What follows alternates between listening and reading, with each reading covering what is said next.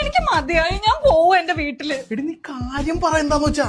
താനും ആ സുമയും തമ്മിലുള്ള ചുറ്റിക്കളിയൊക്കെ എനിക്ക് നല്ല പോലെ മനസ്സിലാവുന്നുണ്ട്. എടി പതുക്കെ പറ, അവളെങ്ങനെ കേട്ട് കഴിഞ്ഞാൽ അവസ്ഥ ആലോചിച്ച് നോക്കി. ഓ, അവളൊരു ശീലാവധി വന്നേക്കുന്നു. അപ്പൊ തനിക്കിതൊന്നും അറിയില്ല എന്നാണോ താൻ പറയുന്നത്? എനിക്കെന്തറിയാനാ? പിന്നെ ഞാൻ ഇവിടെ ഇല്ലാത്ത സമയത്തും ഞാൻ ഉള്ള സമയത്തും അവള് വന്നിട്ട് കയ്യും കലാശമൊക്കെ കാണിക്കുന്നതോ? താനിവിടെ ഇല്ലെങ്കിൽ അപ്പൊ അവള് വന്ന് ചോദിക്കും, ചേട്ടൻ എവിടെ പോയോ, വന്നോ, ചേട്ടൻ ജിമ്മി പോയോ, ചേട്ടന്റെ ബോഡി ഓക്കെ ആണോ, ചേട്ടന്റെ മസിൽ സൂപ്പറാണ്, അത് ഇതെന്നൊക്കെ പറഞ്ഞു.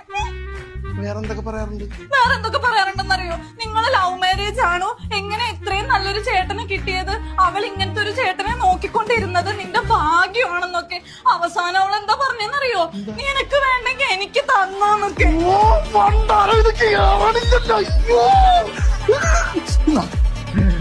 വിട്ടോ, പ്രഷർ എടുത്തിട്ടുണ്ടാ? സ്ഥലം കളിയാക്കി സുമേ.